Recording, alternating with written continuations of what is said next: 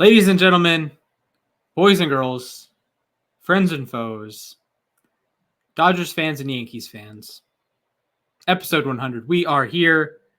I'm Splash, joined as always, as 97 times, I think, Jack. Jack, how are you doing, my friend, on this special episode of... Give me a second. Let me play the intro, and then I'll tell you how I'm feeling.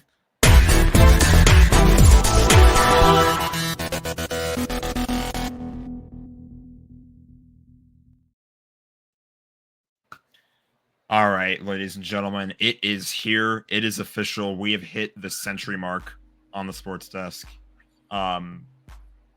Did not think it was ever going to happen, especially because we had like a two-ish year hiatus in between episodes 93 and 94. But we made it. Yes, we're here. We made it. I'm doing fantastic. I finally have a stress-free day because none of my sports teams played, so I got to chill out for once. That literally never happens, so I'm enjoying that. Hey, we get a sports equinox on Monday. That'll be fun. Yeah. I have a lobster. Jack, you know the name. Comment section. Guess the name of the lobster. That's a lobster. We don't really have anything to give you if you win it, but yeah. I would say I'd give you the lobster, but I like the lobster, so I can't give you the lobster.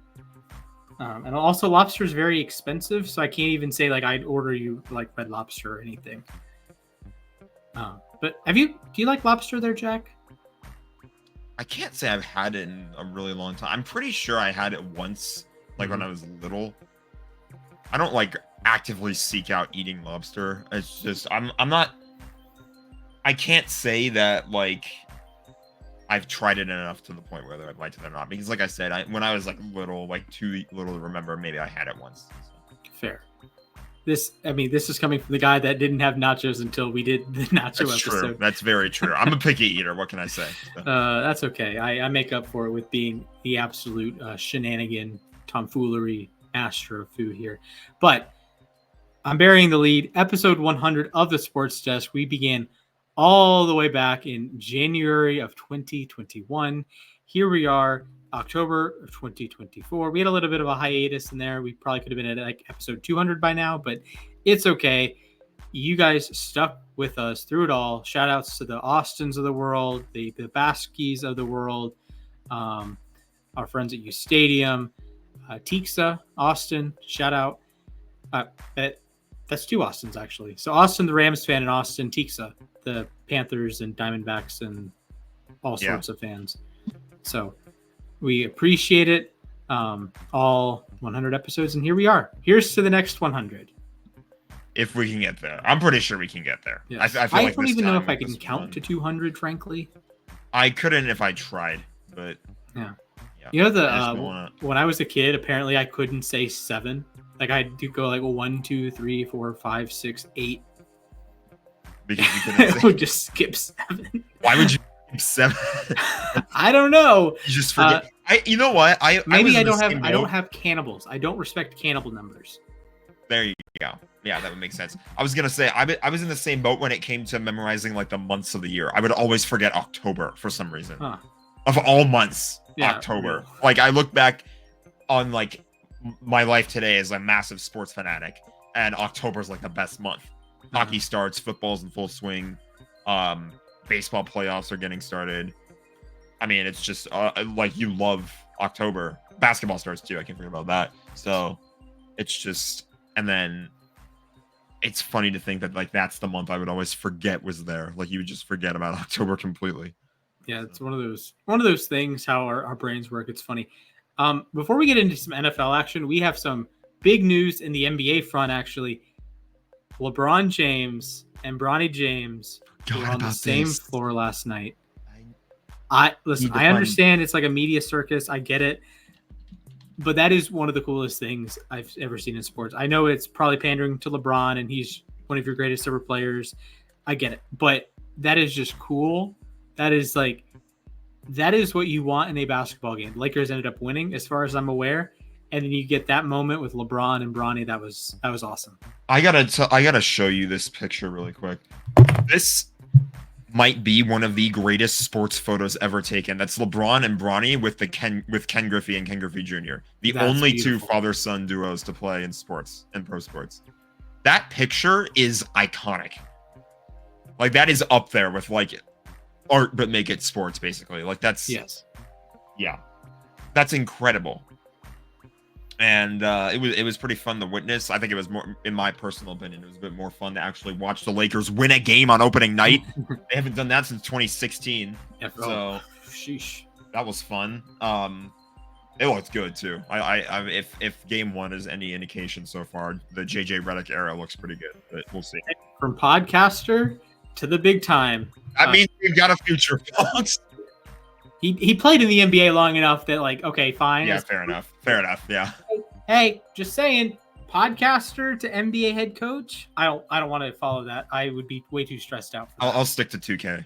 Yeah, I'll stick to 2K. I'll stick to if you were an NFL head coach for a day, what would you do? Just one day. Depends what team. That's a very valid point. You're not specifically mentioning my favorite team. I think it would have to like depend on like which team I was a head coach of and like who. Now, hey, Cliff Kingsbury's house. Remember the draft and these just. I do remember that. That was cool. Or Bill Belichick's house with the dog. With his dog, yeah. Draft day with my dog. Would be fun. Beautiful. Bring my dog into the team office or something. The Rams, what they've been doing lately, actually, with the drafts. Their draft house, like they go to a beach house every year for the draft nowadays. Mm-hmm.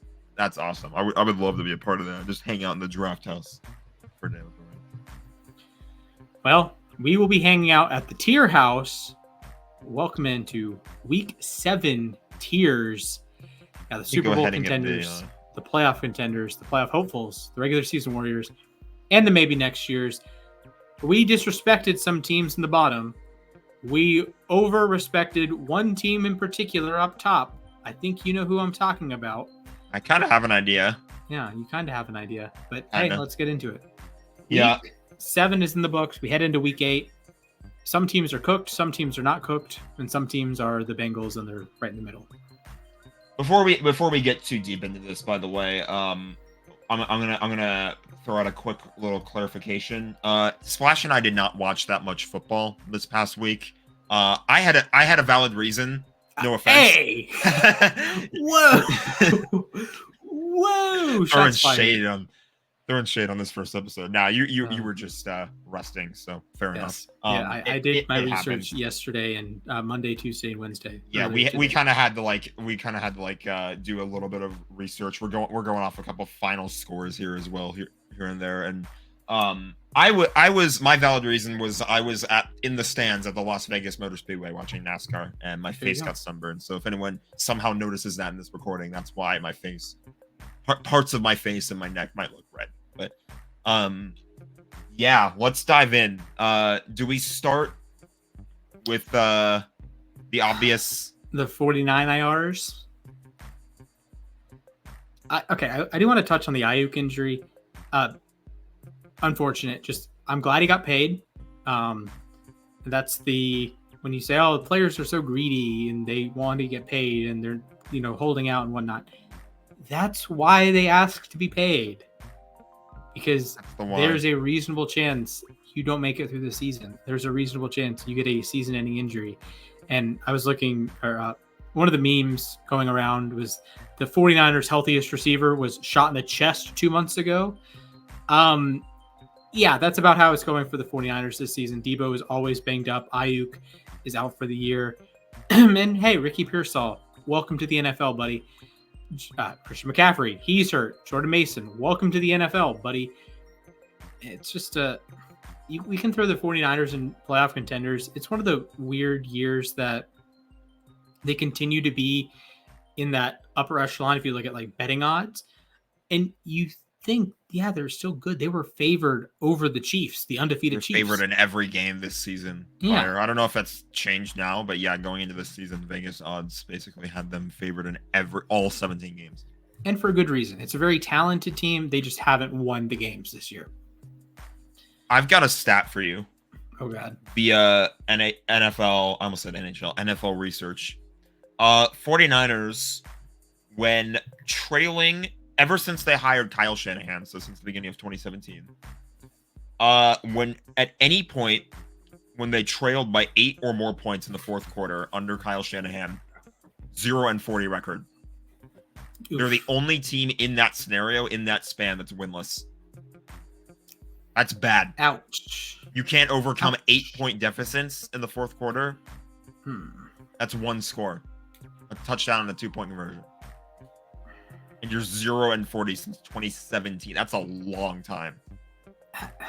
Yeah, I mean, I will say, in defense, some stats like that, like if you're down 35-0, that counts the same as being fair. down 8-0. That's fair. I agree. Right. But so it's that means like that they've just had like situation.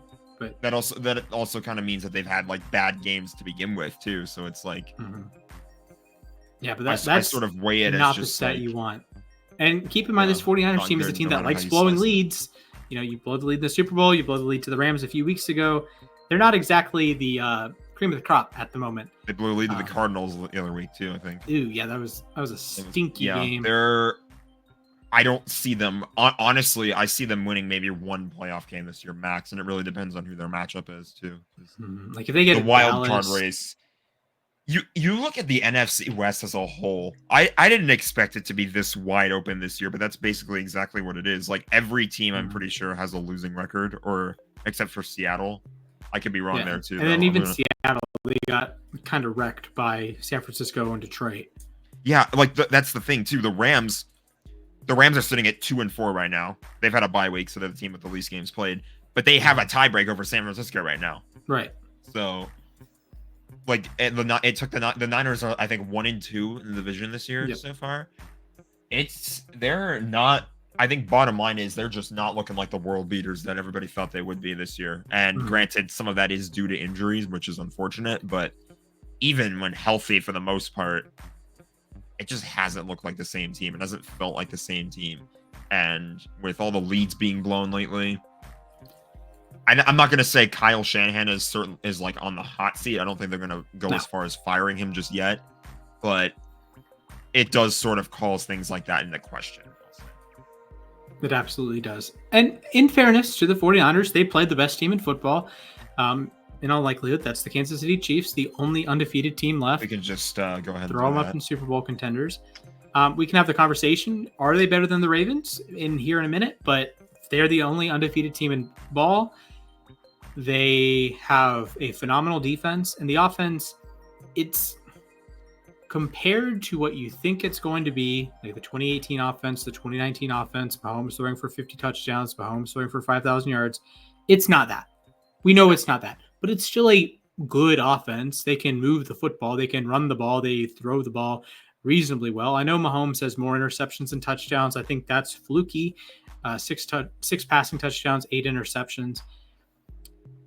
I think it'll balance out, and you'll have this Chiefs team get into a roll, and they could be a 13-2 team heading into Christmas against Pittsburgh, 14-1 heading into that game. Is that game even going to matter? That's a real question. That could be a Carson Wentz game.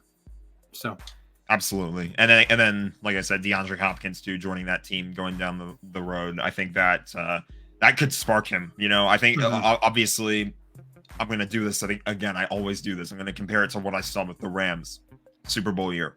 Odell Beckham, not really going anywhere in Cleveland. He was struggling. Comes to the Rams, revives his career basically for a year.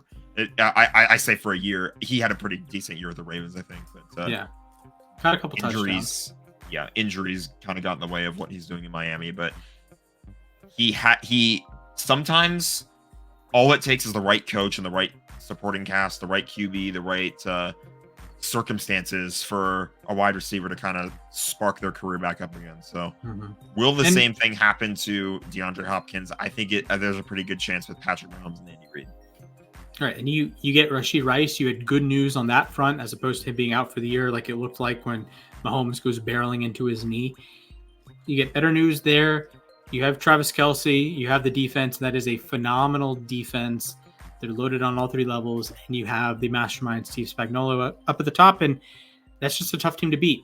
And a team that took them to the wire lost by an inch. The Baltimore Ravens, I think they're the second best team in football. And if they played Kansas City today, if it's in Baltimore, I think the Ravens should be favored. I would pick the Chiefs for what it's worth, but I think the Ravens should be favored. If it's in Kansas City, I think the Chiefs should be favored. If it's a neutral site, I actually don't know which way it would go. Maybe Chiefs by like a point, like KC -1. Pure 50-50 crowd, neutral site. I could go either way.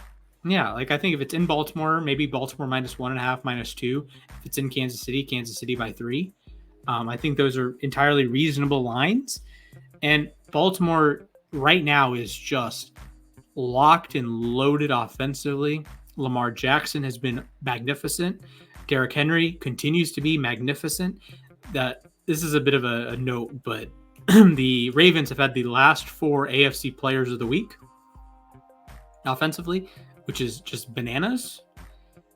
I mean, what else is there to say? I love the Derrick Henry signing for that team. Was it a trade or was it a signing? I don't know. It was a signing. Okay, yeah. But yeah, no. Good job, Dallas. Imagine being a team. I'm going to call Lamar Jackson a running back again, and you're going to hate me. But no, I'm good. I said it on U Stadium today. The Ravens have the best 3 running backs in the league. Exactly. That's what I was going to say, though. Like, imagine adding a running back like Derrick Henry to a team that has a quarterback that is one of the best mobile threats in the game. Mm-hmm. Like, it's worked out perfectly for Baltimore, and it really feels like they can. I think this might be the year. I'm going to say it. I think this might be the year they might do some damage. I know getting over the hurdle with Kansas City is going to be a tough one, but I mean, right now, the way that they've been playing, I can't name a team that could really like at least in the NFC. I don't think I can name a team that can beat them right now. And then you have Lamar, who's 23-1 against the NFC. That too. That's what I was going to bring up. He's still only 1 loss total against the NFC. Probably would have been 2 if it weren't for a weird block in the back, but that's in the past. So. Okay, well, if there wasn't a block in the back, then the Ravens would have beaten the Bengals in the playoffs with in the Tyler Huntley game. But that's neither here nor there. The Ravens are excellent offensively. The defense has taken a step back. That was to be expected because they were so historically good last year, led the NFL in sacks, takeaways, and points allowed per game. That's not happening again. Sorry. The defense I do have some concerns with. Marlon Humphrey's banged up now. Your pass rush is very inconsistent. Your best edge rusher is either Odafe Owe, who doesn't like to be in the stat sheet, or Kyle Van Noy, who is approximately 70 years old. Interior, you're great with Pierce and Justin Madubuike, who was phenomenal last season, Travis Jones, Broderick Washington. Linebackers, Roquan hasn't played exactly like to Roquan's level this season, but I think he'll figure it out. I trust the pedigree there. But this is a team that has hemorrhaged yards, has hemorrhaged points. They almost let Tampa back into the game on Monday night. They allowed 38 points to Cincinnati. They allowed comebacks by Kansas City and Vegas early in the season. Dallas nearly came back on them. I have my concerns with the defense, but offensively, Lamar is dialed in. The offense as a whole is dialed in. Derrick Henry's dialed in. Justice Hill is dialed in. You're getting Keaton Mitchell back in a couple weeks. Rashad Bateman. Outscoring your problems, basically. Yes. Rashad Bateman is the 20th leading wide receiver in the NFL this season. And that doesn't seem impressive. Like, well, wide receiver 20. Rashad Bateman, coming into the season, you could ask the question, is Rashad Bateman good at football? Yes. He has been a top, 25 receiver this year. It's actually insane to watch his development. The guy whose name you screamed on stream at one point. Yes. I remember that. That was a great night. I still need his jersey.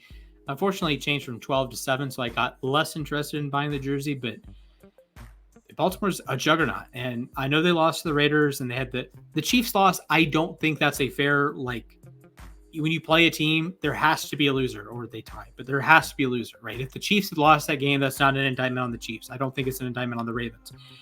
I will say the Chiefs do match up well with the Ravens. They can stop the run. They've stopped Derrick Henry before. They can stop him again in all likelihood. But the Raiders loss, that's just like you had a tipped interception, fluky interception, and some fourth down decisions go your way, go Vegas's way. It's a really good day for Carlson. But football's strange. But Football's weird. Yeah, football is weird. We can talk about the Bucs. this is not an indictment on how they played. I think we got to drop them to playoff hopefuls, losing Evans and losing Godwin. Yeah, I mean, dislocated ankle for Godwin, that's a season ender. That's very, very unfortunate. And I literally tweeted too from our account that it probably could not have been any worse timing. That's not what I said word for word, but yeah, it was pretty brutal timing because it's garbage time in a game that you've lost. Mike Evans has already gone down the tunnel. And it's just like another one of your top targets being taken out for the season in what was essentially a meaningless play. Like there was barely any time left in that game. They weren't going to come back and win if that pass was completed. I mean, respect to Baker Mayfield and the Bucs for playing till the buzzer or the whistle, whatever you want to call it. But I don't think that's really the kind of thing you can be going for that late into a lost game, especially with essentially your wide receiver too. And Godwin's been unbelievable this season. Yeah, he's been very good this season, and it's like second in the league in yards.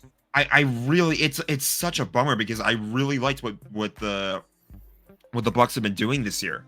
Baker looks very good, and I don't think the Mike Evans injury is that serious, but he's gonna be. I think they said he's gonna be out until week 11. Which is a significant chunk of time. We're about to enter week 8.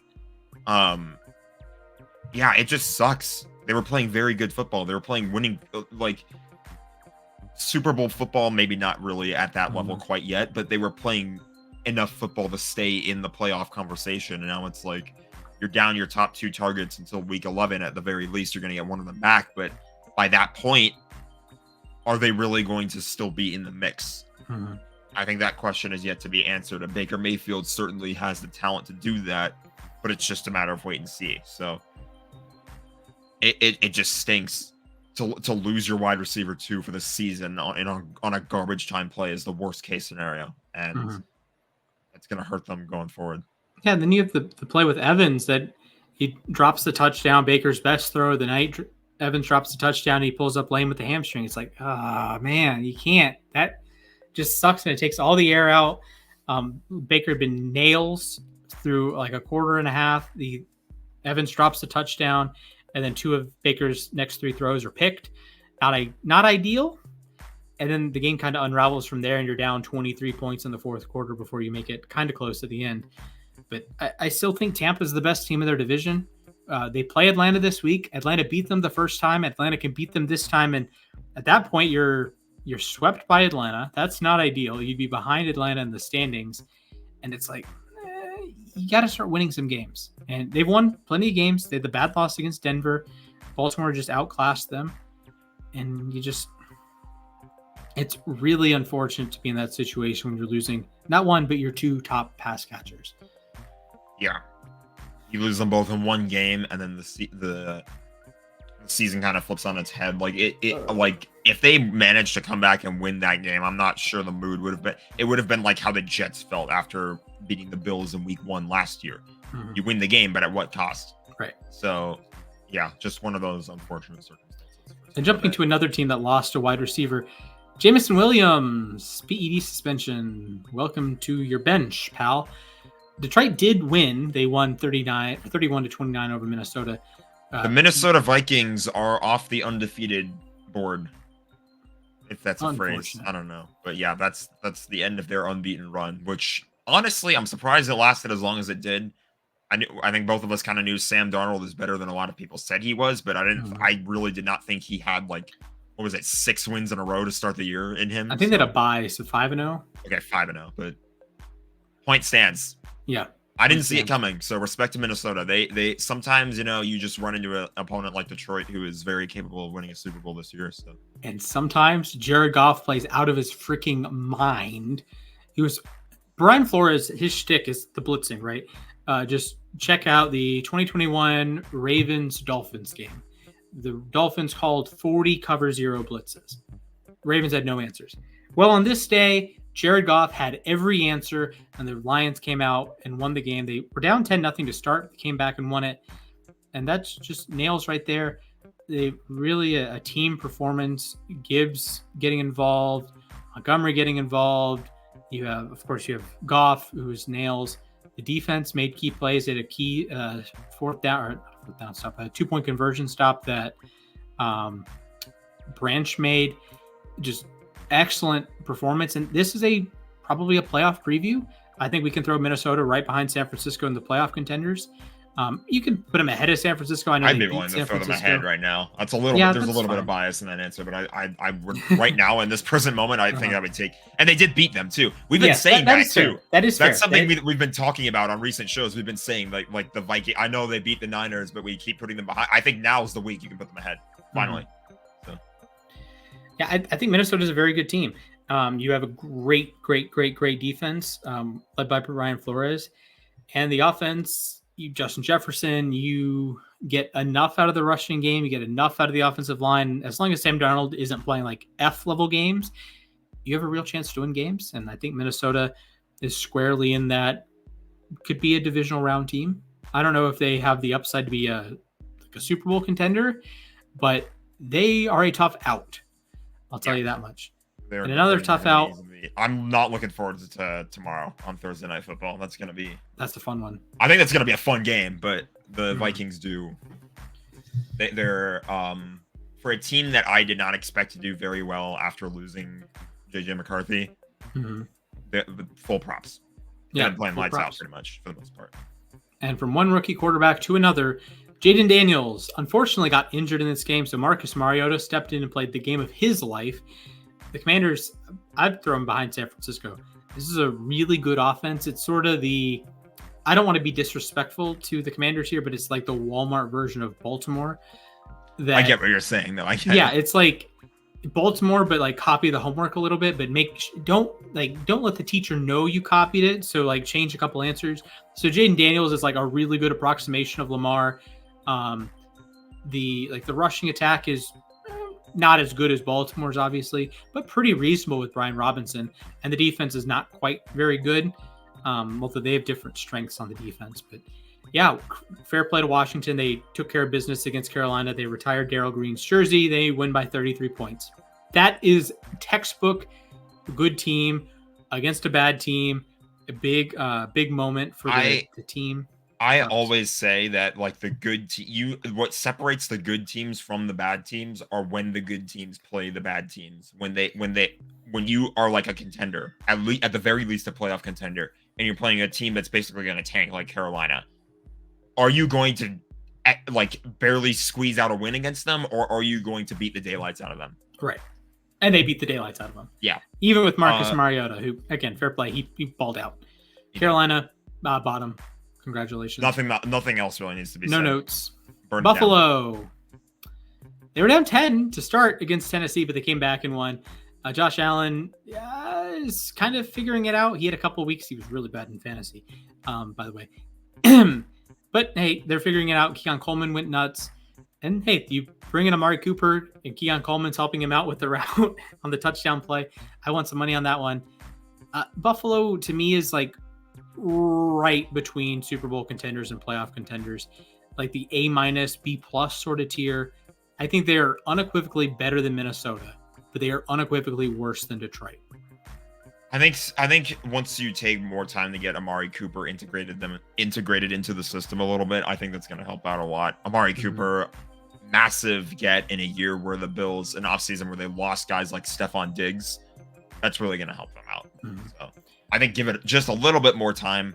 Give him a little bit more time to gel, the mesh, to learn the playbook, and you're going to see him probably have another resurgence. Another former Browns receiver having a resurgence. Who would have thought?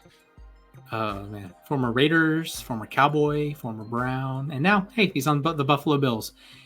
The Houston Texans unfortunately fell at the hands of the Packers. CJ Stroud's day looked ugly. The stats, I don't think, tell the full story here. He had a drop touchdown by Tank Dell and some goofiness. It's one of the Trevor Lawrence 2023 games, for a little bit of a deep cut there. I think this is just more of a case of two good football teams playing against each other. Sure.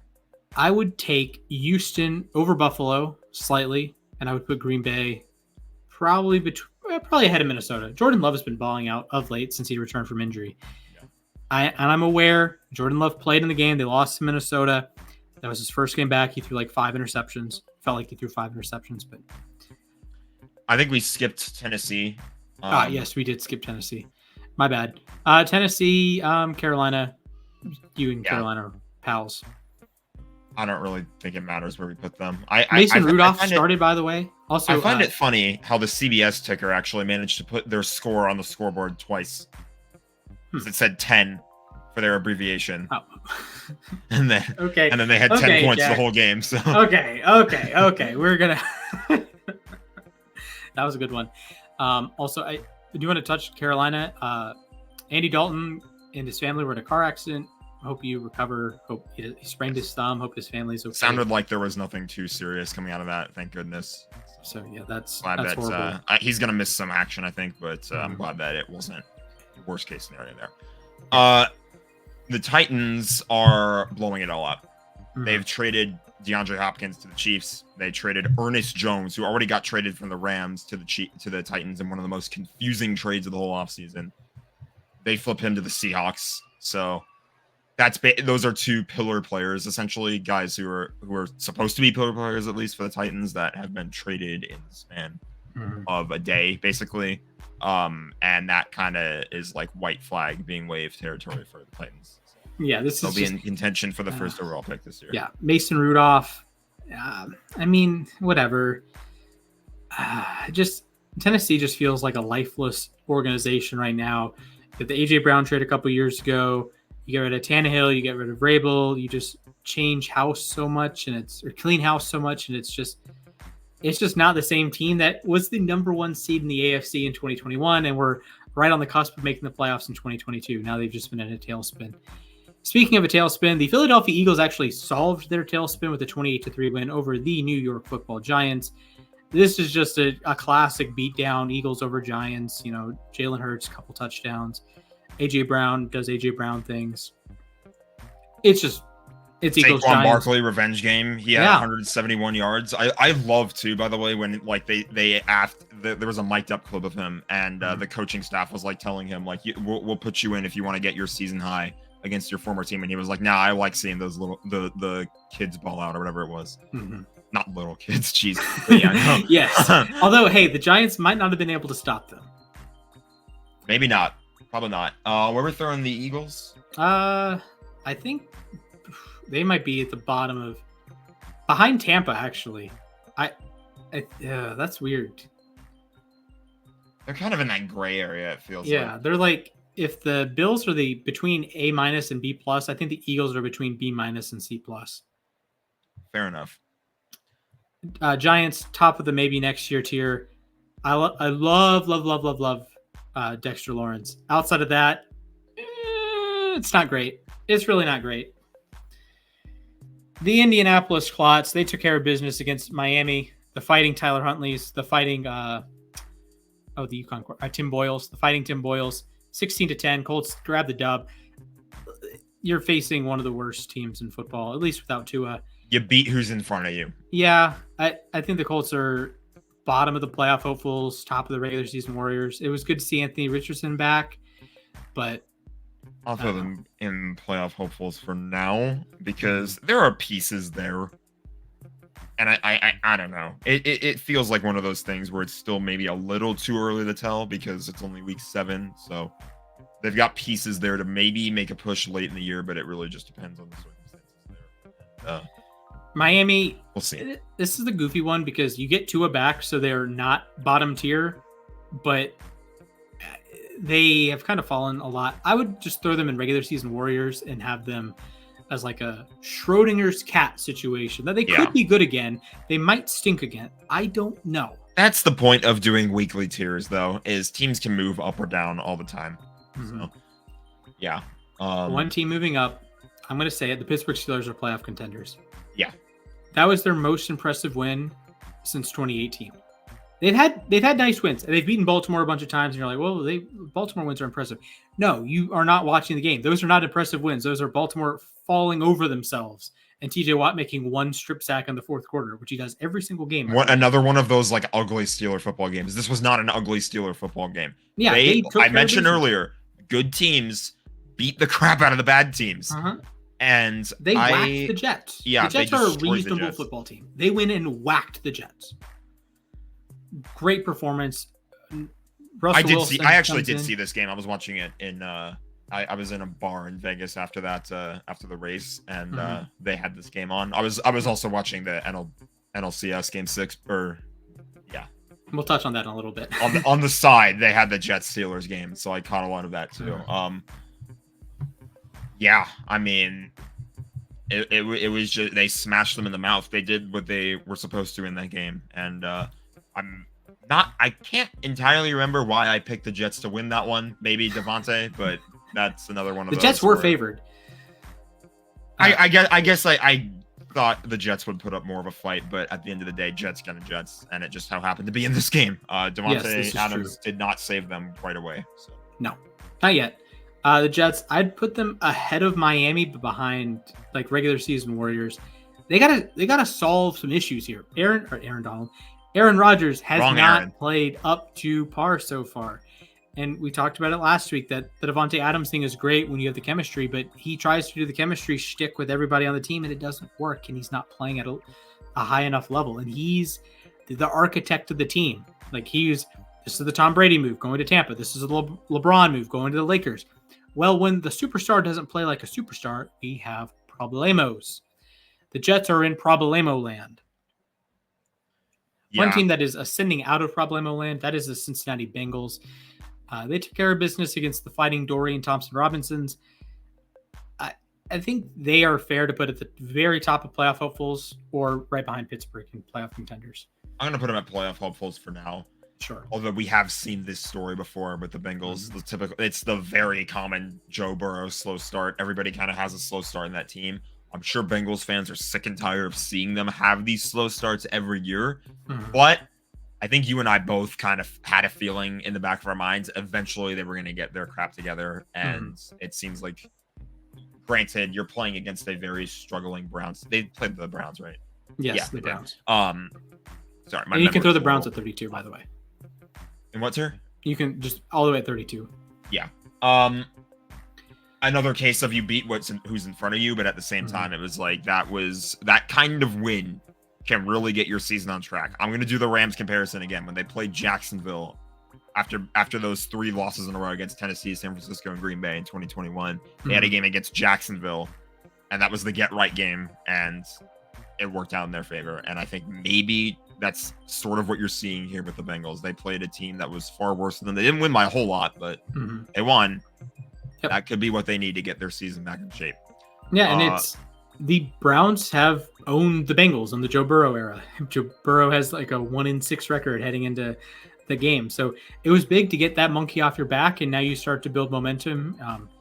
You have a pretty easy schedule the rest of the season. I think the only game you're going to be underdogs in is at Baltimore, a Thursday night game. Maybe at Dallas, depending on where Dallas is falling here. But Cincinnati should get on a roll here. They could win 11, 12 games. And they're 3-4 now. So you just factor that in, and they could be a team that's 11-6, 12-5, and steamrolling into the playoffs like they did in 2022.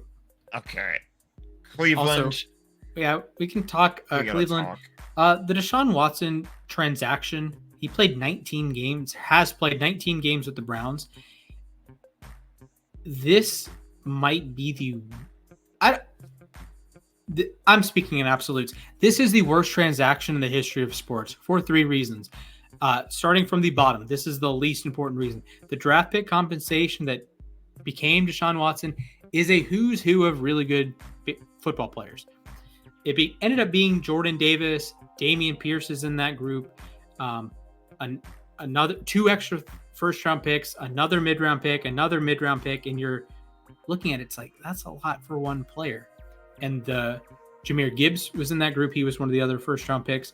And the Texans were able to maneuver that package and turn it into Kenyon Green, who hasn't exactly worked, but first-round pick. And they've turned it into Dameon Pierce, who was a good running back for them for a couple years.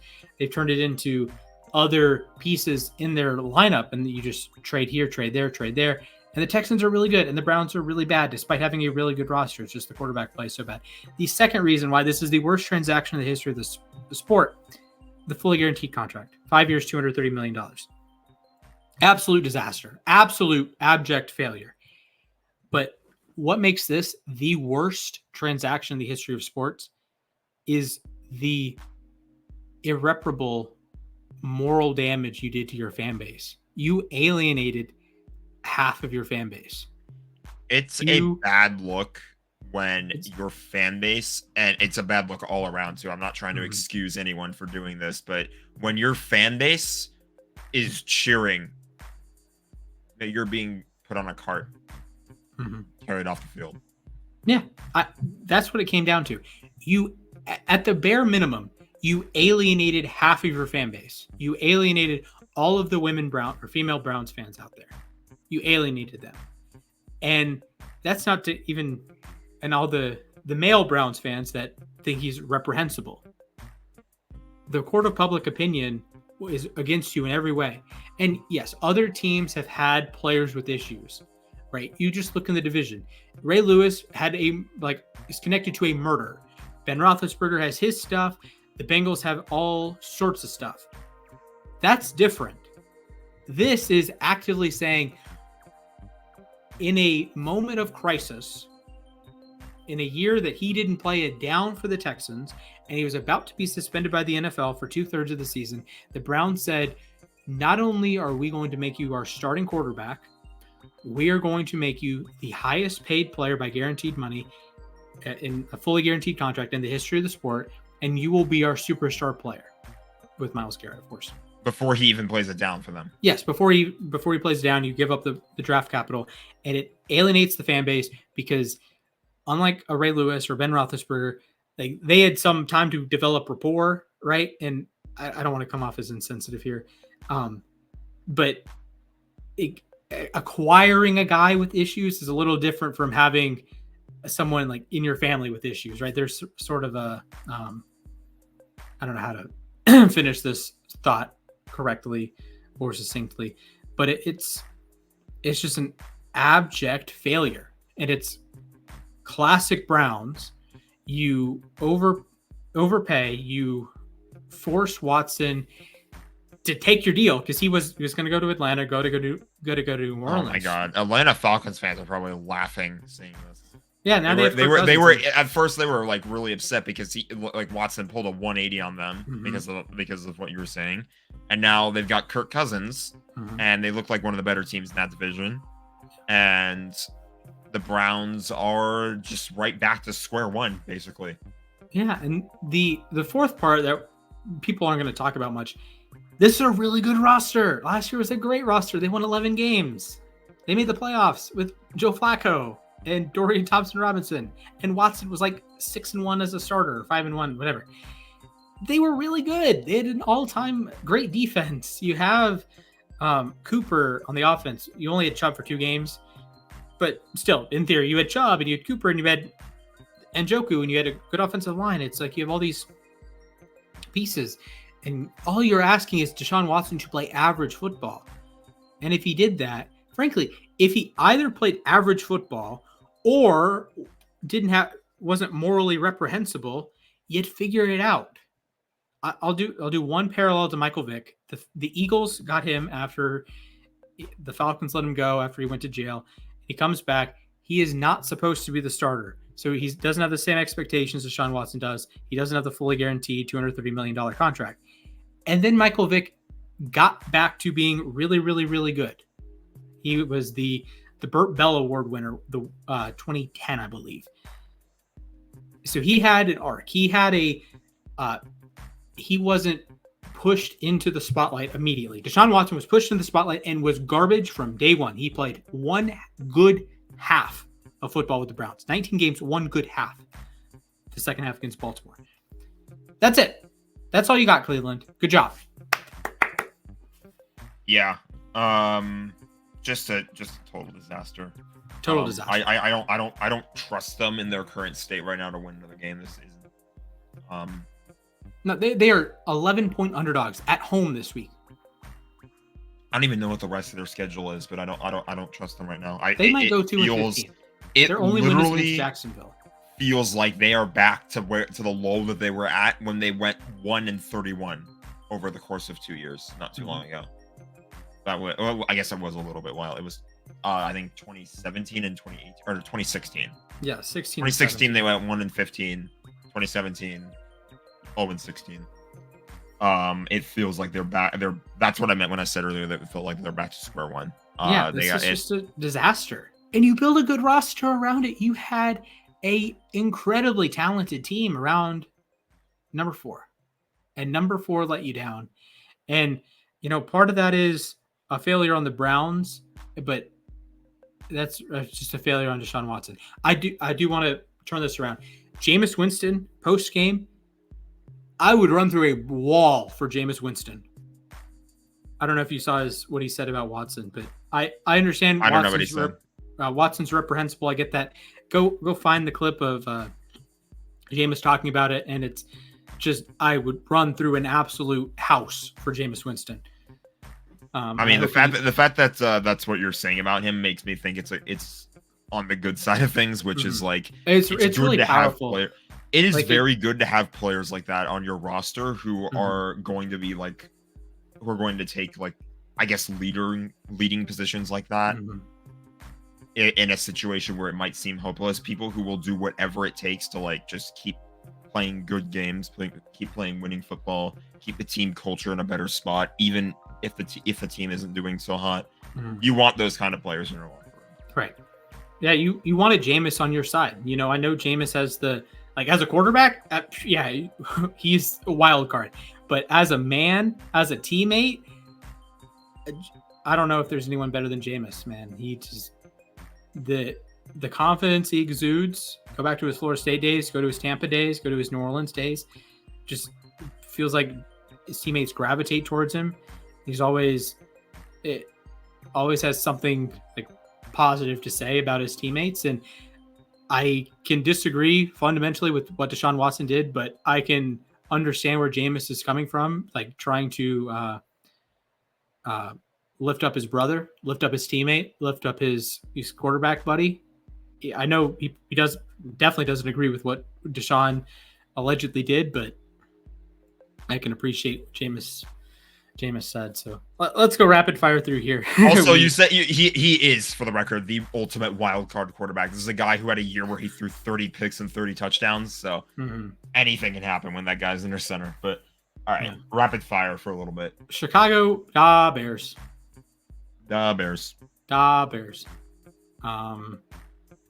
They play this weekend. They on a bye? I have no recollection of any Bears game. Yeah, I think they were on a bye. I don't see it anywhere. I was gonna say, I'd take them ahead of Indianapolis, behind Philly. I'll double check this schedule just to be certain. Yeah, they had a bye. Bears and Cowboys had bye weeks. So. Okay. Where'd you say you put them? Behind Philly, ahead of Indianapolis. Fair enough. And then Dallas, I put them behind Philly, ahead of Chicago.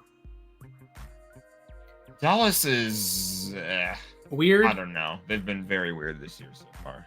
They can't run the ball. They can't stop the run. They can't stop the pass. They can pass the ball, but it's like CeeDee Lamb and friends. And Dak's fine. Falcons. Dak's a good enough quarterback for them to overcome some struggles, though. So we'll see. That's true. Falcons. I'd put them ahead of Chicago, behind Dallas. That was a really bad performance against Seattle. Like you're coming in, you're winning some games, you're playing well against Kansas City, you beat Tampa, big comeback, and then you just lay an egg at home like that. You can't do that. You just can't do that.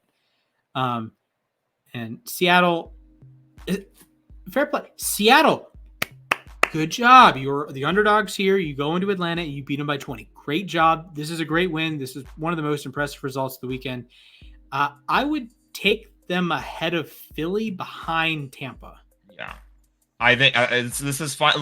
When I keep saying the phrase, they beat what's in front of them with this team, but finally, like, this is one where, like, you did not expect them to win, and they came out swinging, and they looked very good doing it. So who knows?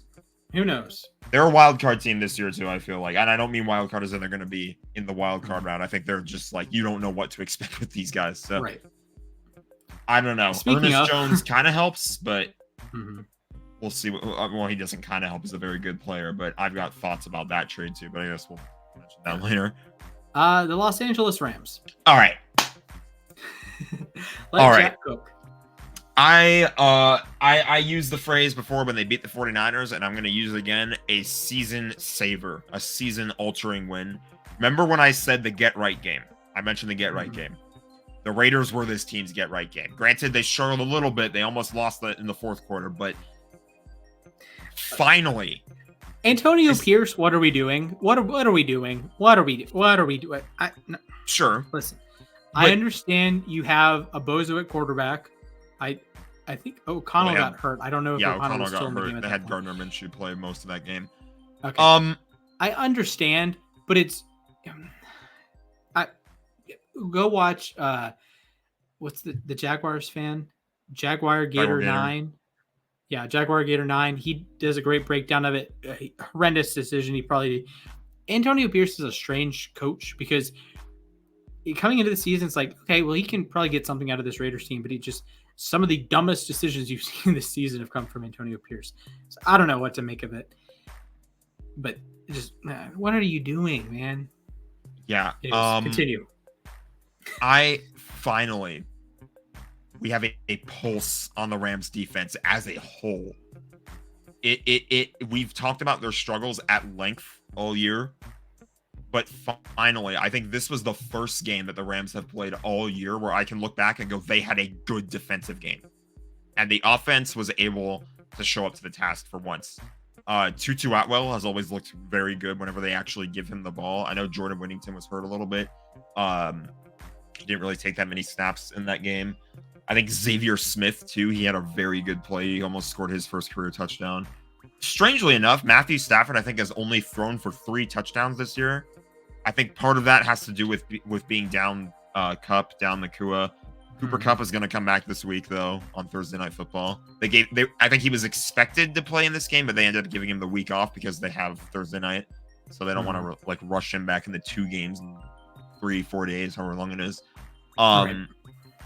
But yeah, no, that was finally a good all-around win for the Rams. They go down a field goal early. I was a little concerned because they got deep into the second half, and I was like, oh, they're trailing. And then you get the interception. Kobe Durant, unbelievable game out of him. He's finally showing up again. Had a bit of a down year last year. This year, I think he really is starting to show his strength, and the secondary needs it because Trey White, that experiment was a failure. He's been inactive since I think week 2, week 3. Oof. It was a very low risk deal, though. Thankfully, they didn't throw a bunch of money at him and expect him to be CB1, which obviously the injury suck that he was coming off of sucks. It's hard to play off of. I hate it. I would have loved to see Trey White ball out, but it just wasn't working out the way it should have. Akello Witherspoon finally back on this team full time. He had a really good pass breakup too in this game. Jalen McCullough with 2 interceptions. He came out of nowhere. He had a very good game. The pass rush. I've been complaining a lot about the missed tackles, but the pressures were enough in this game to throw the Raiders quarterbacks off their game, and it forced them into making mistakes. You had Durant, I mentioned earlier. He also had a forced fumble, which was recovered by Cam Curl. Cam Curl, I thought, actually had a really my guy, Cam Curl, baby. Yeah, the Rams have been kind of waiting for him to show up, and he finally showed up. It was a get right game, basically, for just about everybody. And shout out also to Quinton Lake too for, I think, the defensive play of the week, in my opinion, was when he absolutely stonewalled Brock Bowers on 3rd and goal. And the Raiders were only down, I think they were down 8 points, so it was a 1-score game. They were mounting a comeback, and if they would have scored a touchdown on that play, gone for a 2-point conversion, it would have been a tie game. And they have a fake pass. They throw the ball perfectly to Bowers. It looks like he's wide open. He's only got that one man to beat, and Quinton Lake just completely shuts him down on the 4-yard line. And then the Raiders false start and have to kick a field goal. It's plays like that basically that weren't really there for this Rams defense. I've been saying in weeks past that the defense was not great, but they were making plays to win the games, and the offense wasn't capitalizing off of them. But I think this was a game where you can say the Rams won because of their defense. And Now offensively too, not a standout game, but Stafford played pretty well, I thought. And now he's gonna have Cooper Kupp back against the Vikings. Puka Nacua has also been designated to return. I miss Puka Nacua playing. It's gonna be really fun to see him in action again. I'm putting the Rams. I'm gonna put them ahead of the Seahawks. I think when you get into games like Tampa, maybe Cincinnati, it could be coin toss games, but I think they can beat teams within that area. I think the Rams. Sure.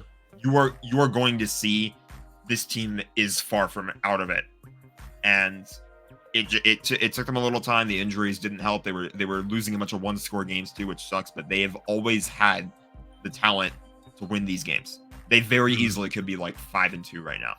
So I think the Rams, you're gonna see them maybe try and go on a run. Are they gonna beat the Vikings this week, tomorrow? Maybe not. I think it's a winnable game. It's gonna be a fun one, but I think that what really determines their season is the stretch, both including that and after that, because there's been rumors of Cooper Kupp maybe being on the move. I think that the Rams were taking calls on him, and I think that was more so them just assessing their options, because you lose that game to the Vikings, I don't think you're out of it yet. But then if you lose games in this upcoming stretch to teams like Philly, like Seattle, like New England, if they lose those games, then you're done. Then I think maybe you can look down the options of moving some guys that would be a little tough to move on from. It would suck seeing Cooper Kupp go, obviously, but he's missed a lot of time with injury, so I can see why they're at least considering it. But I think that the trade rumors were more or less just the Rams assessing their options going forward. And it really just depends on the results of these games. But if they are able to go on a run, go on a stretch, win these games, get even healthier as the year goes on, they got a chance. Speaking of, the Raiders do not have a chance. Throw them in the bottom. Bottom of the bin, boys. Questionable decisions all around. You lose Devontae Adams. You have a quarterback injury. Might trade Max Crosby. Might trade Max Crosby. I mean, yeah, not a great look for the silver and black. Oh, I was so ironic to be in the middle of Las Vegas watching the Raiders play the Rams. I would have loved to have actually watching the. Oh, but they were in LA, right? That's right. Yeah, so I was in Vegas while the Raiders were playing the Rams in LA. It would have been really awkward to be in like one of those many sports bars they have over there and watch that game from a Rams perspective, but yeah, that didn't happen. So be like, well, it do be like that. I would like to create an award, actually.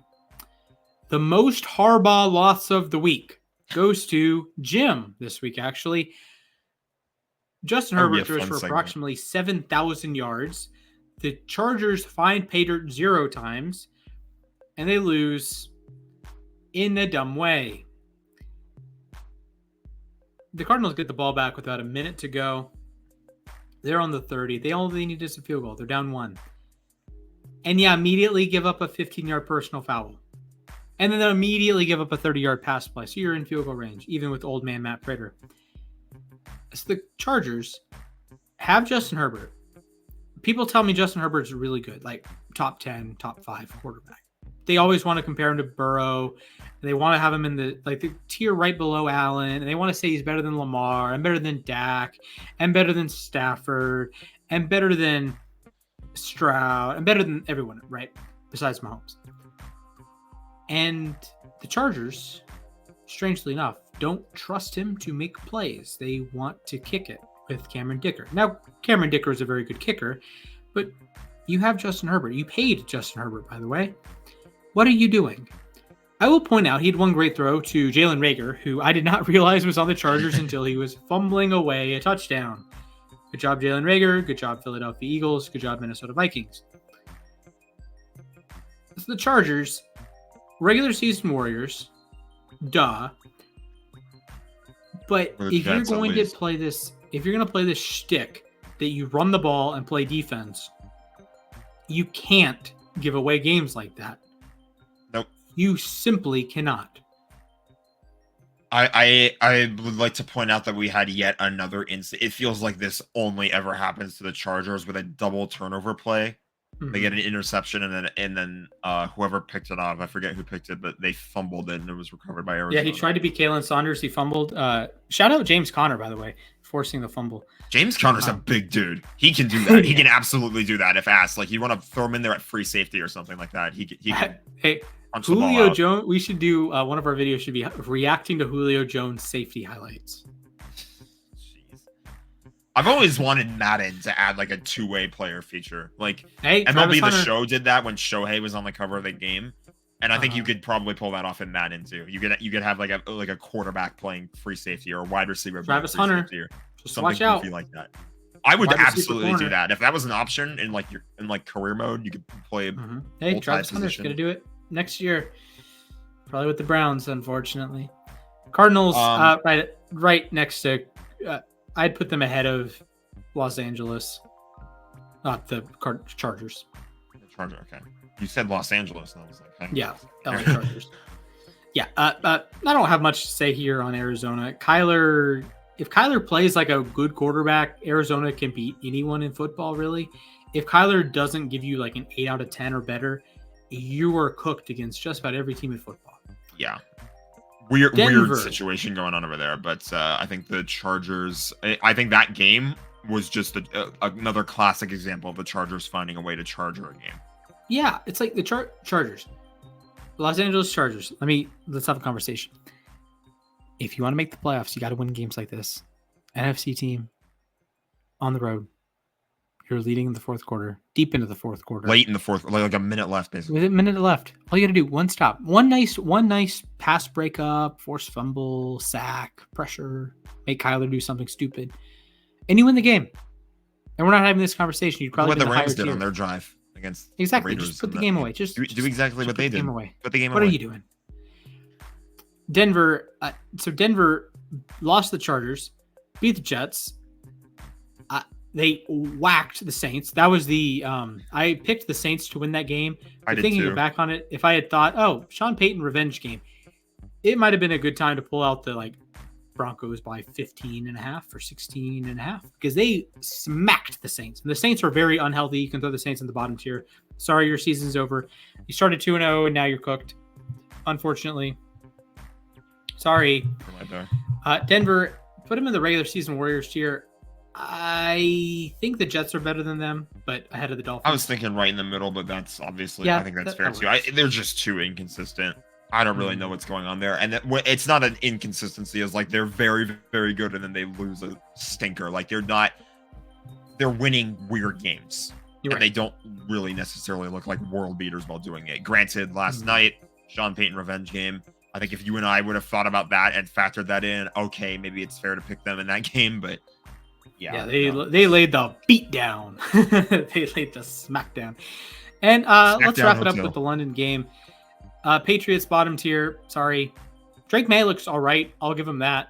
Gerard Mayo might be out of here very soon. Yeah, that's unfortunate to see the whole thing going on there with. I think Bill Belichick was calling him out too. He didn't really love what he was seeing. Yeah, I'm gonna defend Mayo here. You are following the greatest coach potentially in the history of organized sports. That's a tough act to follow. Big shoes to fill. So I don't think we should hold him to that bar necessarily. Like soon as you have the one bad loss, the one goofy decision, you get second guess. Belichick was horrendous the last couple of years. The Patriots were garbage the last couple of years. What are we doing? They were 8-9 in 2022. They were horrendous last year. And this year, it's like they have no offensive line. You have a rookie quarterback. You have no pass catchers besides Hunter Henry. Your defense is good, not great. You traded away your best or second best player, Matt Judon. And it's just, what are you expecting? Relax. I know you won the 6 Super Bowls. I know you had all the division titles and all the trips to the AFC title game. Relax. It's okay to be bad for a couple of years. Speaking of, this is essentially a rebuild. Yeah, it's a rebuild. It's okay. Just Gerard Mayo should get a couple of years.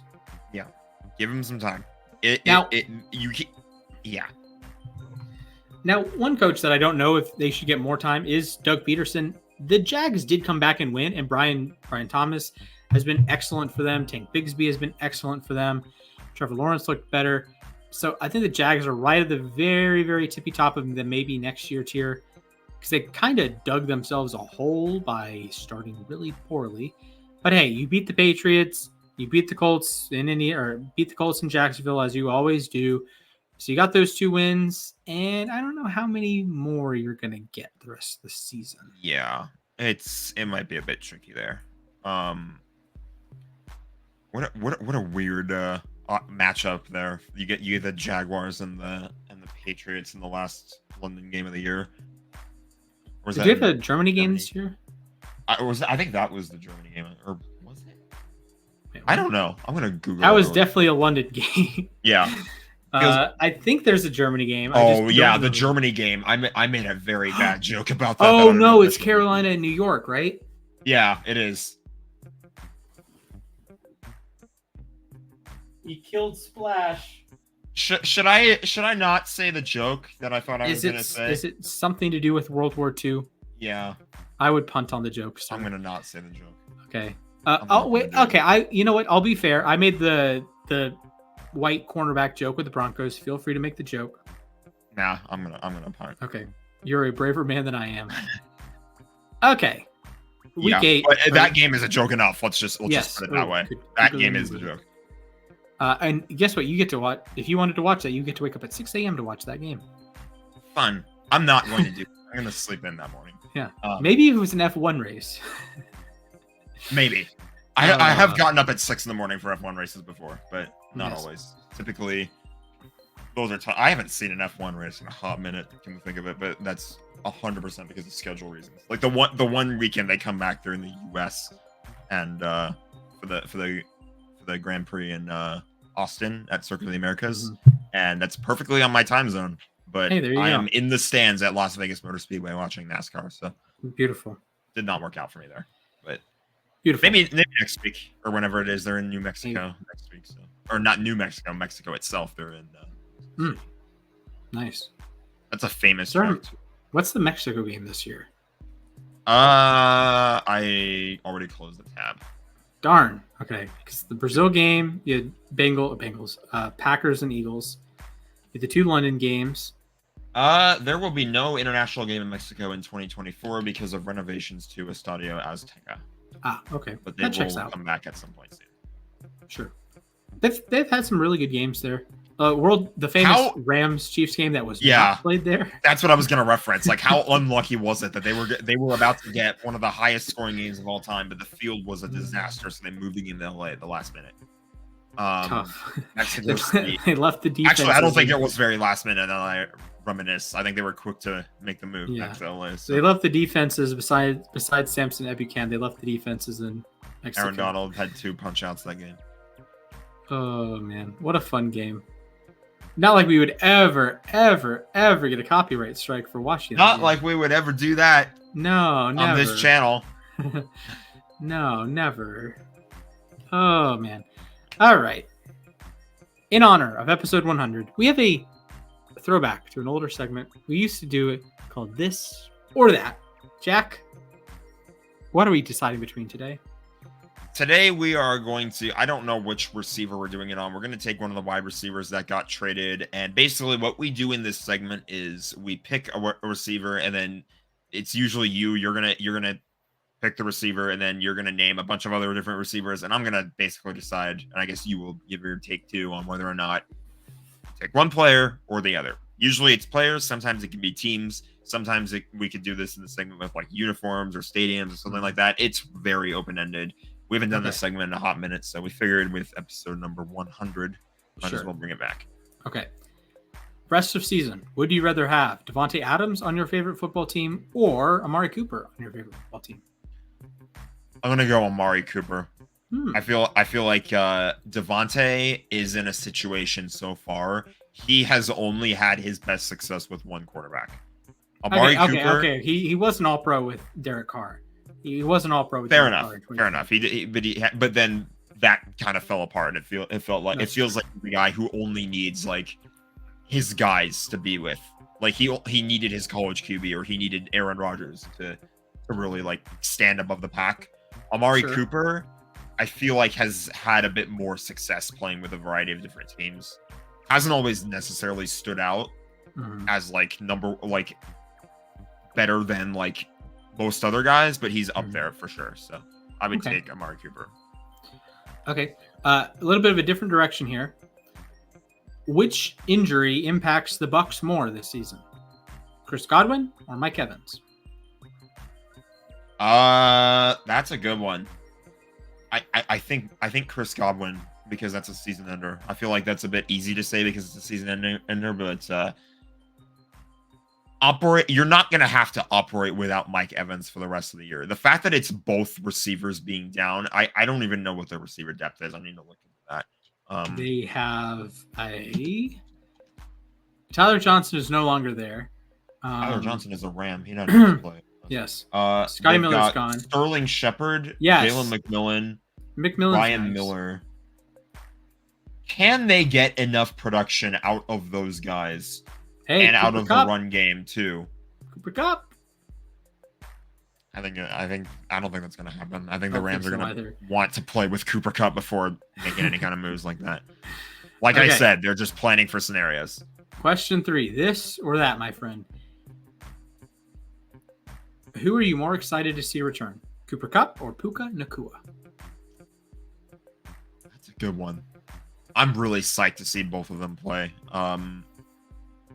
I guess Cooper Kupp is the bigger name, and we've kind of just been waiting week by week for his return because I think the thing about Puka Nacua is that he went straight to IR. Kupp was hurt, tried to play on it, didn't really work out, but they didn't put him in IR because it was one of those things where it's like they're going to run out of designations at some point soon. But I think the fact that Kupp is coming back earlier helps in his favor because we know what he can do with Matthew Stafford. That's an elite wide receiver quarterback combo. And I think it's just a matter of the Rams have sort of been waiting for one of their guys to come back to spark their offense up again.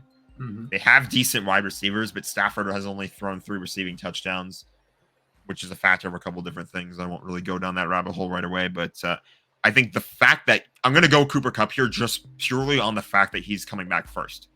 Okay. But Puka, I'm very psyched to see him come back too. Fair. All right. This or that? Your choices. Option A. Would you rather hear? Option A. Tickets to Game 7 of the World Series at Dodger Stadium. Option B. Tickets to Game 7 of the NBA Finals at, I'm going to call it the Staples Center because that's what it should be called. To be clear, you're watching the Lakers. To be clear, you're watching the Lakers, not the Clippers. Yeah. Well, the Clippers aren't even there anyway, so. Good point. I moved them into the Intuit Dome, which is a nice arena, by the way. As much as I don't like the Clippers, the Intuit Dome is a nice building. Right. Dodgers Game 7, Lakers Game 7. Oof. If memory serves, both teams have had this situation in your lifetime. The Dodgers lost, the Lakers won. They have. I am probably going to say Dodgers. Okay. Because Shohei Ohtani. Granted, yeah. I could just as easily say Lakers because of LeBron. Right. But okay. I've already seen LeBron James and Anthony Davis win a title with the Lakers. So that's a fair point. Yeah, that has happened before. Shohei Ohtani hasn't won anything yet. Mookie and Clayton, they did. I've seen that, but I haven't seen Shohei do it yet. Team. Well, yeah, I have seen them do it for different teams, but they've also done it with the Dodgers. So. Yes. One was against the Dodgers too. Mookie did it against the Dodgers, and he did it with the Dodgers in his first year. So yes, fun times. But yeah, right. That's all right, call. Sir. You have peanut butter on your sandwich. Oh boy. Are you adding strawberry jelly or grape jelly? Probably strawberry. Okay. Do you cut your sandwiches? I do. Okay. I don't. I don't do triangular though. I do square cuts. Okay. I don't think it matters. If somebody handed me a triangular cut, I wouldn't hate it. I wouldn't complain, but I go for the square cut. Okay. You go into Chipotle. I never go into Chipotle. Darn. I was going to say beef or chicken? Beef. Okay. In beef or chicken in general, I take beef. Okay. Burrito or bowl? I don't know what that is. Oh, what? Okay. Well, how do you when you go to Chipotle, they ask you bowl or burrito. So burrito. It's burrito. Okay. It's all contained in a tortilla. I'd if you get a bowl, bowl. It's okay. Sorry. I didn't understand that you said burrito. Yes. Okay. Summer or winter? Winter, because you can play hockey. Fair. Okay. I love the Summer Olympics too, though. If this isn't like an Olympics-based question. I'm going to be out there. We're going to meet LA 2028. We're meeting. All right. I'm setting my foot down. I'm going to the Olympics in 2028. I will find a way to go to something at the Olympics in 2028. Yeah. I don't know what, but I'll find a way. I was going to say field hockey, but I think they do have field hockey at the Olympics. They do. They have baseball coming. I think that's true. I don't think it's confirmed to happen, but they do want to. I think they do want to do baseball. They are removing flag football. That's what we got to go to. Flag football. Yes. Okay, beautiful. They're adding that. All right, I'll give you one more.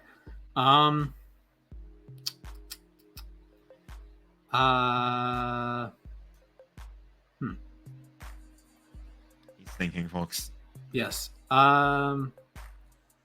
Light side or dark side? Tough call.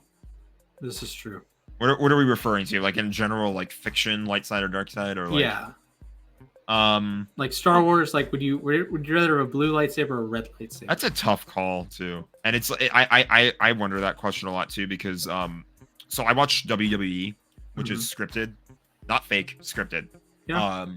And I kind of debate that a lot too because a lot of the like the bad guys in WWE are badasses, so it's like some of them are like, geez, there's a lot of like aura surrounding those guys, or something like Star Wars too, like Darth Vader's awesome, but then so are the good guys, so is like Luke Skywalker. So right. Probably the light side. Okay, fair point. But there's a lot. I can understand people who would say the dark side. I get it. Fair point. All right. We're going to hop over to some trade talk. 2 big trades this week. Well, 1 big trade and one trade close to home for you, pal.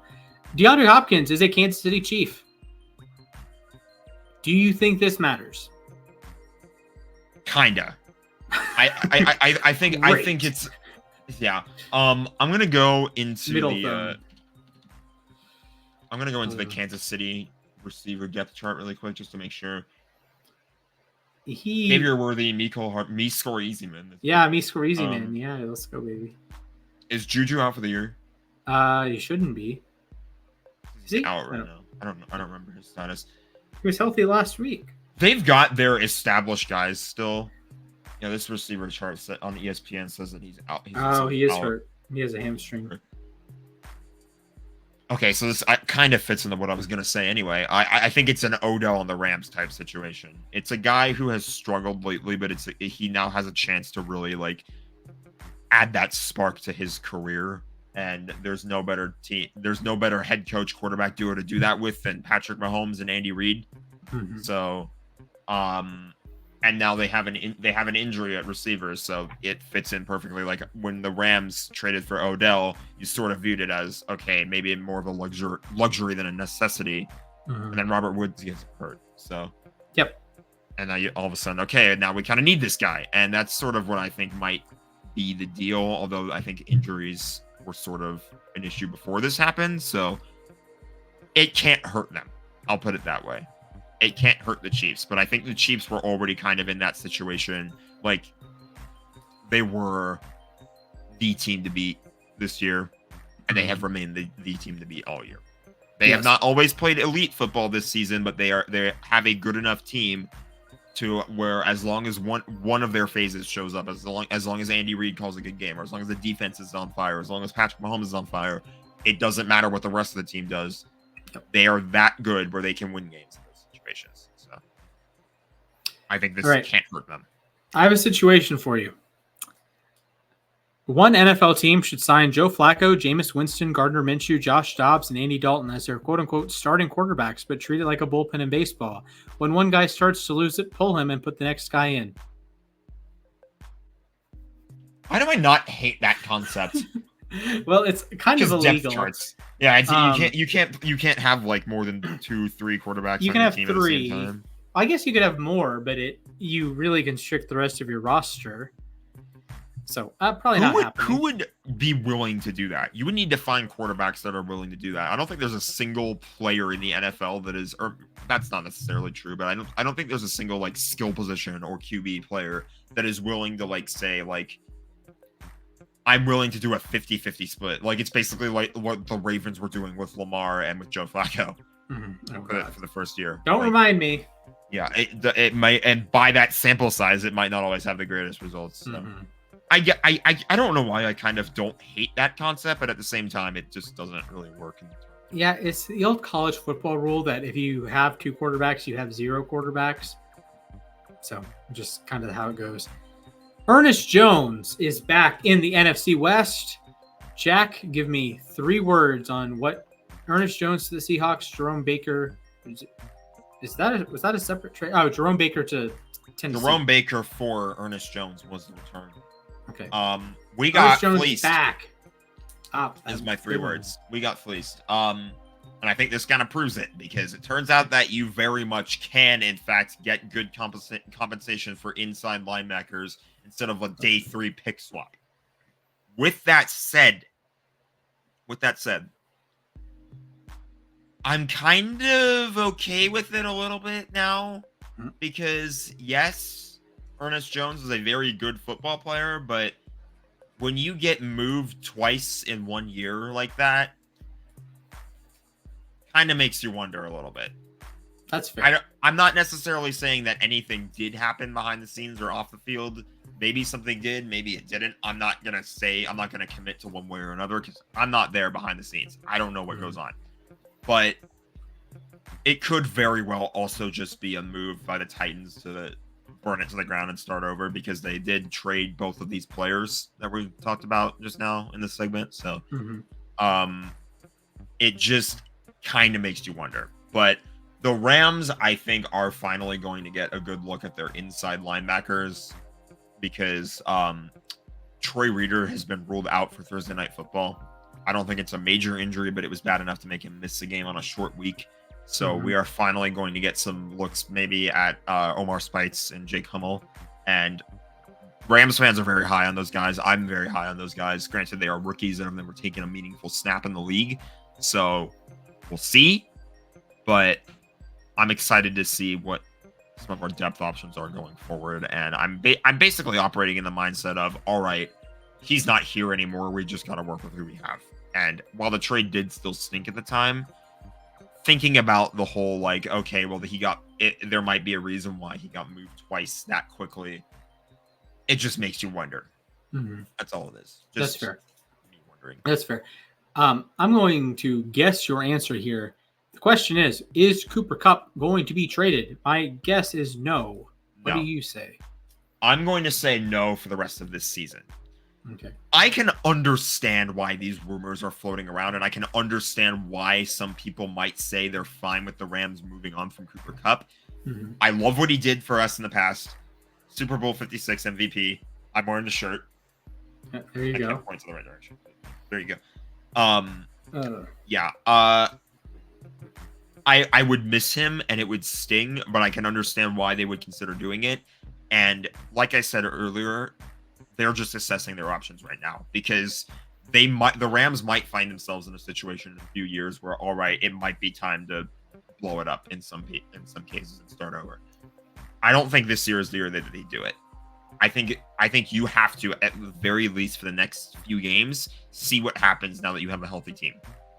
Because beating the Vikings and then beating the Seahawks and then beating the Patriots or whatever order that is, I don't think they play the Patriots that quickly, but favorable stretch for the Rams going forward. Absolutely. It can save their season. It can absolutely put them right back in the contention. And you look at how wide open the NFC West is. They can throw themselves in the playoff conversation pretty quickly. And Cooper Kupp will help them do that. And the Rams want to win football games. You talk to Sean McVay, you talk to Les Snead, you talk to anyone on the coaching staff, you talk to any of the players. I get the sense that these guys really feel like this season is far from over. You trade Cooper Kupp now, you are sucking a lot of life out of that locker room, and it would take away a ton of momentum. So Fair. I don't think it makes sense to do it right now. All right. One last question for you, then you can flip it on me or we can wrap it up. Do the Los Angeles Dodgers win the World Series? In 7 games. I think they do. So I'm not even very confident about it, but I'm gonna go Dodgers in 7. Of all the teams you could ask me if I legitimately feared going into this playoff into like the postseason, my one and only answer would be the Yankees. That would be it. Fair. I was fairly confident that the Dodgers could beat just about anyone else they threw in front of them. If the Braves were a better team this year, sorry, no offense, I think that could have also been a banger. I think that had potential to be very, very good if things worked out for Atlanta. But yeah, I think I honestly thought the Dodgers would beat the Mets in 5. Which they almost did. Jack Flaherty just pooped his pants. It's okay. Yeah, that was Dave Roberts made a very Dave Roberts-like decision, leaving him in that game for a bit longer than he needed to, but it worked out in the end. So hopefully he doesn't poop his pants in the World Series game 1 because he's getting the ball. Jeez, I don't know. I think that it's gonna be fun. It feels like this World Series was fate. These 2 teams were the 2 teams going into this season, and Ohtani, Judge, Betts, Soto. I mean, you're future Hall of Famer Giancarlo Stanton. Don't shoot the messenger. Hate the teams all you want, but this is going to be a banger.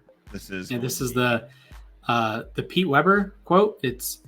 It doesn't matter that you hated me, you watched, something like that. Yeah, that's Padres fans, honestly, because San Diego, it turned out as a city, was the city that had the 2nd highest watch numbers for the NLCS this year. The hate watch Padres is going fans crazy. hate watch like no other. Padres fans really we beat them in 5, get to the NLCS, and there are Padres fans that are on Twitter that are whining about how the Dodgers can't sell out games of the NLCS, and it's like compared to the Mets, and it's like you realize Dodger Stadium is the largest stadium in the league. It has the highest attendance numbers, and even like and it's a pain to get to. Yeah, it's a pain to get to. It really is. Like the traffic is a nightmare, and it's like you could say the Dodgers sold 92% and the Mets sold 94% or something like that. It's like 92% for the Dodgers would be higher than 94% for the Mets, I'm pretty sure. And reminder that the Dodgers do have historical roots in Brooklyn. So there are some plenty of Dodger fans in New York still. So a little bit of a boost there. Yeah, it'll help them a little bit. Granted, they relocated in 1957, so that's a good point. I'm not sure how many of those guys are left, but okay, fair. But you do have some legacy fans, indeed. I will say. Also, rest in peace, Fernando Valenzuela. Yes, rest in peace. That they will have his patch on the jersey ASAP. That's tragic. Tough loss. But they will do good things to honor his memory. I'm glad they got his jersey retired. I know the Dodgers don't really retire jerseys unless it's a Hall of Famer. I know Valenzuela's okay,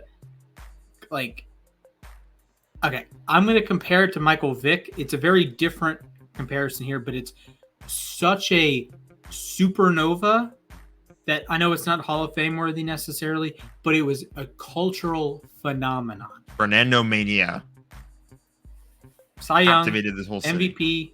A big reason why, or not MVP, Cy Young, Rookie of the Year, a big reason why a lot of Latin fans are fans of the Dodgers. It's the Shohei Ohtani effect, but with Latin America, with Mexico, as opposed to Japan in this case.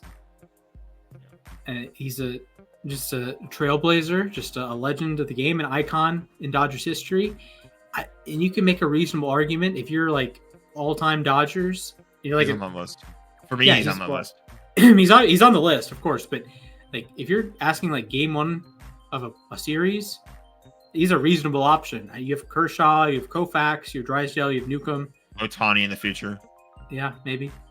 I'm looking forward to seeing him pitch. Greinke that 1 year. But Fernando walks out on the mound game 1. You'll take your chances with that one, pal. Absolutely. Oh, man. Put the ball in his glove and watch him cook. Yeah. And he's going to stare up at his hat and strike you out, get a bunch of outs on the screwball, and go from there. To quote the late great Vin Scully, if you're wearing a sombrero, throw it to the sky. Yeah. All right. This final part of the show, we're going to do a little bit of reminiscing here because it is, in fact, the century mark. That's what we're titling the episode. That's what I'm titling the episode, at least, because it feels very fitting that we have hit episode 100 of the Sports Desk. It's definitely been a weird ride, to say the least, because we had the huge hiatus. I don't necessarily even remember what drove us to wanting to start the show, other than I think you were doing you wanted to start a weekly show on the U Stadium channel, and I wanted Frankie to appear and Nick on it. had just started. They had just recorded episode 2, and we wanted to do our show. So if memory serves, like we were on the app together, and then we like hop over to U Stadium, but we weren't like talking, and this is like the first time we were ever on like a call together. Episode 1 of the Sports Desk. We did like a different show before that, I think. Yeah. The MMM. Yeah, the MMM, I think is what it was called. It's Monday morning. It was the week I remember kind of well. It was the week that the Rams lost to the Jets in 2020. That's right. The Monday after that, and I was getting shit from both Nick and Frankie about wearing a Rams jersey, but oh man, it wasn't a golf jersey. Nick was saying that better not be a golf jersey, and I turned around and my name's on the back, so. I guess all is forgiven in that moment. Yeah. Hey, you got them Zach Wilson. I'm sure they would love for that to happen again. What a wild ride to think about. Man. But yeah, and then I guess we just stayed committed. That's what it was. We bunch of Fridays in a row, then we switched to Tuesdays, and we switched to Wednesdays, and got yelled at by Frankie. He's like, "Why are you doing it Friday night? That's like the worst time." It's like, that's only the time we're free. We changed again, and I recorded in like 20 different rooms at Arizona and here and back home in Georgia and on vacation. Everything I have done has been from this very corner of my room. I've been this wall with the whiteboard. This was the blank wall, the blank gray wall that was behind me in episode 1. It was me recording on a laptop. The webcam was terrible. It was very laggy at times.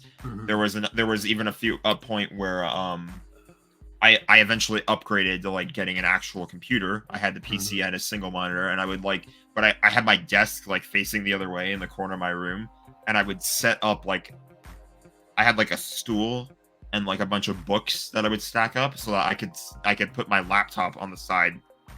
So I could like look stuff up or whatever was that I could do while recording. So that laptop, I don't think I have that same laptop anymore, but it certainly played a big role in the Sports Desk for the first. Yeah, I still have the same laptop. I've recorded 99 episodes on this laptop. One I recorded on the computer at home.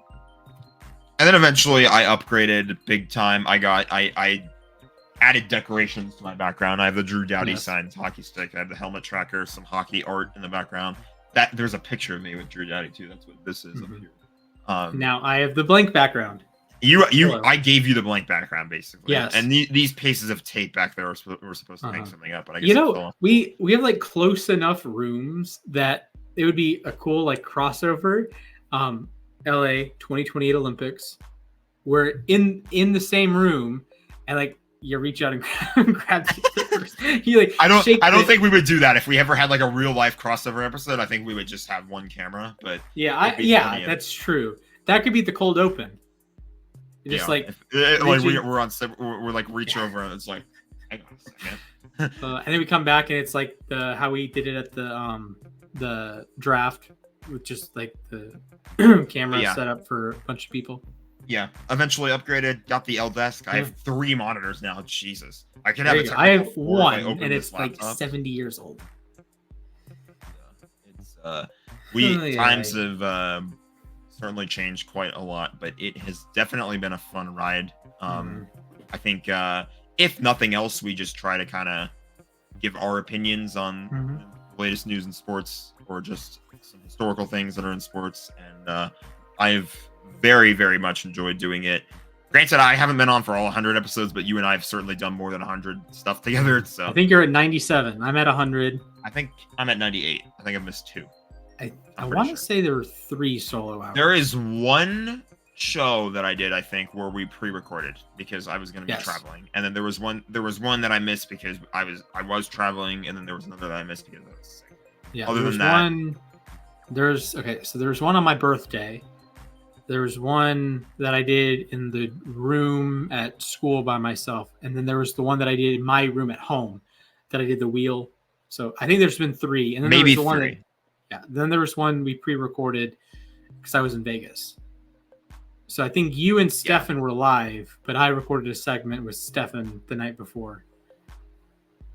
Either that, or I think there was one where you and we pre-recorded, and then you were live with Stefan. So yeah, something like that. Something like that. But shout out also as well to all the co-hosts who have jumped on. Stefan was there. Stefan's, Josh, the Henrys, Josh. Henry was on for a while. Jackson, Nick, Jackson and Frankie was on for a few episodes. I'm sorry. Zach was on. Zach was on quite a bit. I feel like it would be fun to reach out to Zach and do another episode. Yeah, Dan as well. Mac and Alex. Mac and Alex were on for an episode. I'm blanking on his name. I apologize. Is it another Nick that was on? I don't remember. There was the first episode that we had guests on. We had 2 people show up. I forget who they were. Was it Dan and Ari? Ari was one of them. Yeah, it was Dan and Ari. Yeah, it was Dan and Ari. And then I forget who else. We are forgetting, but that's kind of how it's been, I guess. Well, Jack, here's the next 100, and indeed. I think it should fitting if this episode is 100 minutes long. We're at 97 minutes right now. Oh man, what do we do to stretch out to 100 minutes? What do we do? You want to play rock paper scissors? That feels weird. People are like probably turning the show off. We could do the Immaculate Grid today. Can we do the Immaculate Grid in under 2 minutes? I know I can. I did it this morning. That's why. I really actually struggle with the football one. I'm really good with the baseball one. Basketball, I'm awful at. Hockey, not even close. If it's Red Wings, maybe I'll get 3 answers, but otherwise, I'm cooked. Oh god, I looked at the Hockey Immaculate Grid today, and this one's going to be tricky because it has 300 plus wins in career. It's like the Blue Jackets are on there, I think, too. You know what? I'm going to give it a shot. All right. Let's do it. We got a minute 45. Minute 45. I don't think I can do it in a minute 45. We're not capping exactly at 100 for the record. We're just trying to get to 100 minutes. It'd be like that. All right. Let's try. So we got a Brian Hayes Funko, by the way. So good job. Flames and Oilers. This one's going to be easy. That's Mike Smith. Yes. Ouch. Oh boy. I didn't look too closely actually at this. Capitals.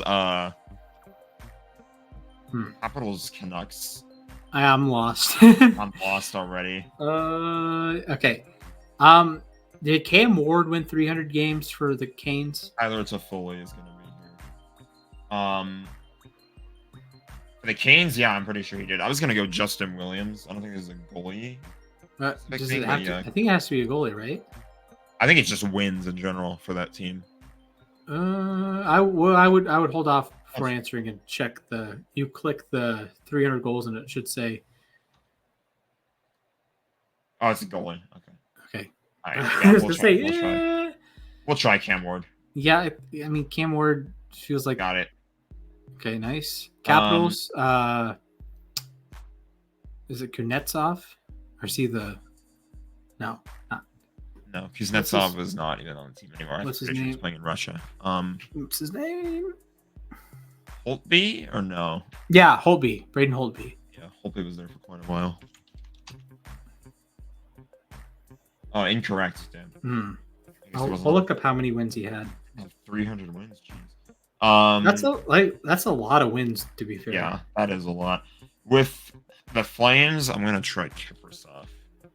So Cam Ward had 334, and he spent 13 seasons in Carolina. Winning the Conn Smythe as a rookie has to be like the most gangster thing of all time. Yeah. You show up and you're the most valuable player in the whole playoff. Like that's the thing about the Conn Smythe is it's for the whole playoffs too. It's not just for the final. It's for the whole entire playoffs. Braden Holtby won 282 games with the Caps. Edmonton and Washington is stumping me. Carolina and Vancouver, I feel like is stumping me a bit more than it probably should. I am not going to try it though for the sake of saving time. We'll just knock it up there because the whole point of doing that anyway is to get over 100 minutes, and we did it. And by this point, I'm pretty sure everybody's tuned out. So that is going to do it for episode number 100 of the Sports Test. As always, click the like button, ring the notification bell so you guys ring a ding ding that Le'Veon Bell, the notification bell, so you can get notified when we drop the next episode. I keep saying it. I promise at some point soon we're going to be uploading more content on here. And we're going to figure some things out that to do. I think it'll really pick up during the off season because guess the name of the lobster, by the way. Yeah, guess the name of the lobster too if you haven't already. We'll tell you the next episode, I think. Yes. But, shout out to Baskey. He dropped I'll pull up his comment. I didn't log back into the Scoreboard Watch account, so I didn't see, or I didn't, what's the word I'm looking for? I didn't reply to his comment, but I'll acknowledge it here. So Baskey, friend of the show, commented that his favorite food is lobster roll, fitting for today's episode, and butter pecan is his ice cream of choice. So shout out to Baskey. I'm gonna do a fun one. Comment below your favorite sports uniform of all time. Ooh. That'll be fun. What's yours, Jack? I'm gonna probably think on that and tell you soon. But, okay. I think mine might be the Cavs old LeBron jerseys that I have. Some honorable mentions. You know what? Nuggets, I think I got an answer. In the 90s. Mine's gonna be the LA Kings. Between I think mid 2000s.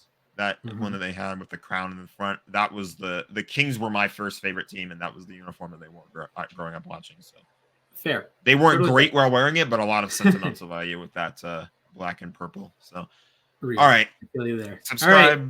That'll wrap ring the bell. Up. Follow us on X/Twitter. All the handles are down below in the description.